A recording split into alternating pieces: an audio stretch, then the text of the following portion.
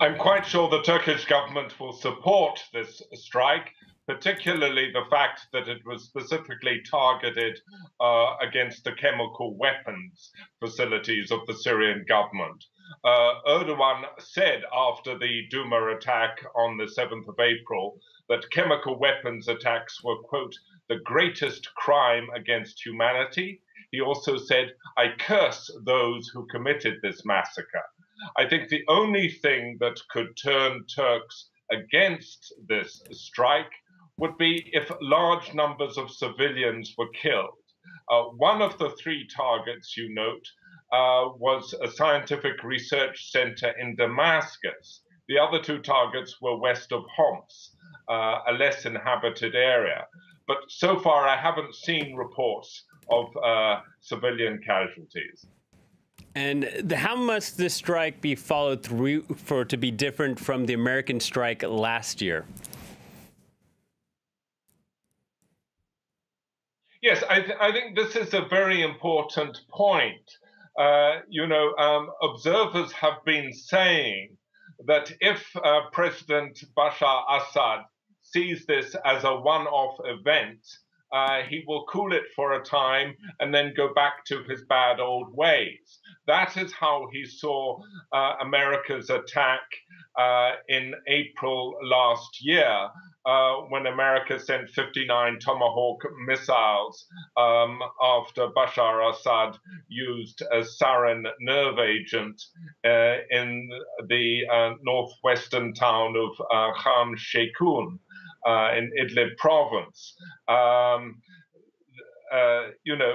For a time, Assad did cool it on sarin gas, but he continued to bomb his own people with chlorine gas. And then in Duma, early this month, he seems to have gone back to chlorine gas and a nerve agent, which is what has precipitated this morning's reaction. I think the US Defense Secretary Jim Mattis saying that this morning's attack was a one-time shot might well undermine its effectiveness, making Assad believe that if he adjusts his tactics in the short term, he can return to his bad old ways later. I think this attack has to be followed through this time if Assad is to get the message that he can never get away with chemical weapons again. And yet Russia's saying there will be consequences for this. What is the state of relations between Turkey and Russia at the moment?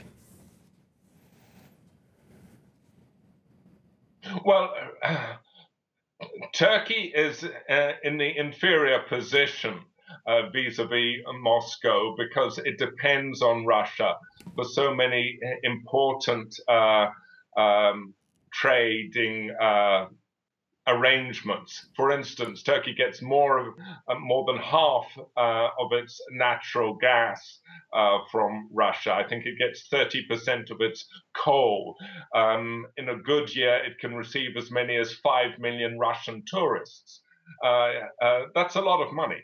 And it also sells food to Russia. But Turkey is part of the Astana peace process in Syria with the Russians and the Iranians. And after the attack on Duma 8 days ago, the Turkish president did call Putin and express his concern about it.